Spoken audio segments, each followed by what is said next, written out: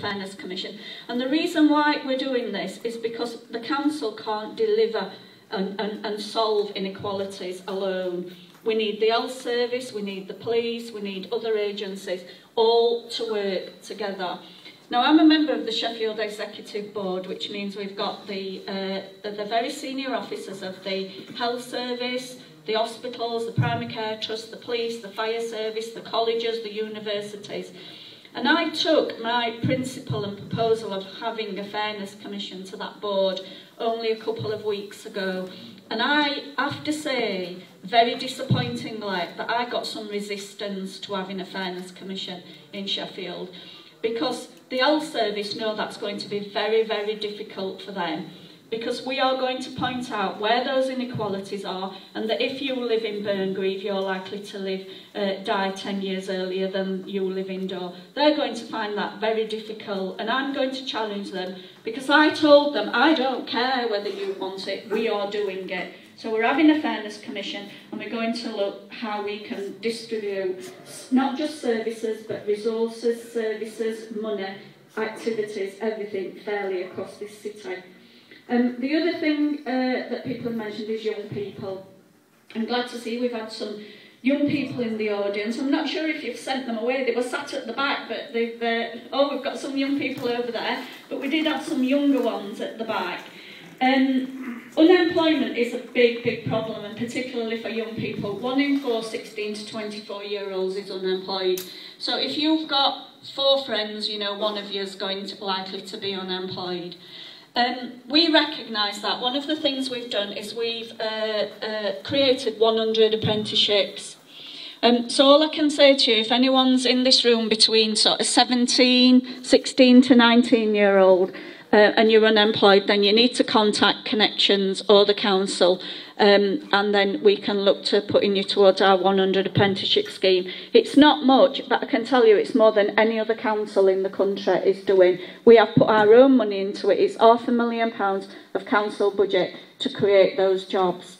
Anyone over that?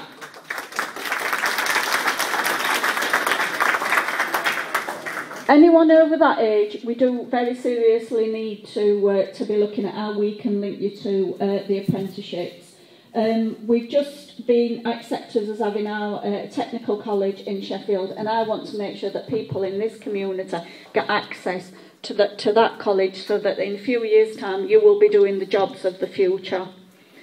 The other thing is around early years schools and colleges, as we've said. I don't know if you know, but our GCSE results this year weren't very good in Sheffield. Basically, they've not increased, and that is not acceptable. So, as the leader of the council, with the chief exec and the cabinet member, I have written out to every single head teacher of the 28 secondary schools we've got in this city, and the chair of governor, to bring them in on a one-to-one and ask them why they're not doing as well as they did, or in some cases where they are doing well, what have they done that makes them do well, that we can learn and share with others.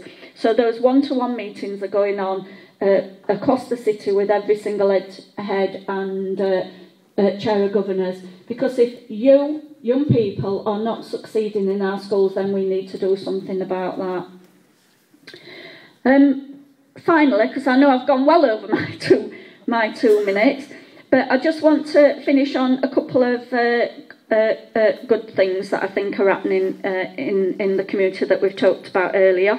As you know, the centre is desperate to get us to sign a lease over so that this Pakistan Muslim Centre can raise income themselves. I've said it here before that we're well on the way to that. At the moment, it's in the hands of the solicitors, and as we all know, solicitors do tend to drag things along, probably to justify their massive fees. But hopefully we will definitely soon be signing the lease for the Pakistan Muslim Centre. And the other thing is when we, a while ago, the council raised money for the Pakistan floods. And again, I'm disappointed to say that money is sat in a bank somewhere and we're not doing anything with it. So at the next council meeting, we'll be taking a motion to council that how we can use those funds for the money that was raised through the communities and through the city to help people still out in Pakistan because of the floods. So thank you for listening to me. Thank you for welcoming me, because as I said, it feels like home here now. Congratulations to Qurban. I've welcomed him into the group. As someone said, he is experienced. When I first came on the council, I used to look up to Bashir and Mr Nazir, and I learned an awful lot from Bashir and Mr Nazir, so thank you for that. And Qurban's going to take up that mantle, and we're going to use that experience. So I wish you all the best for the rest of the evening, and I look forward to seeing you again. Bye.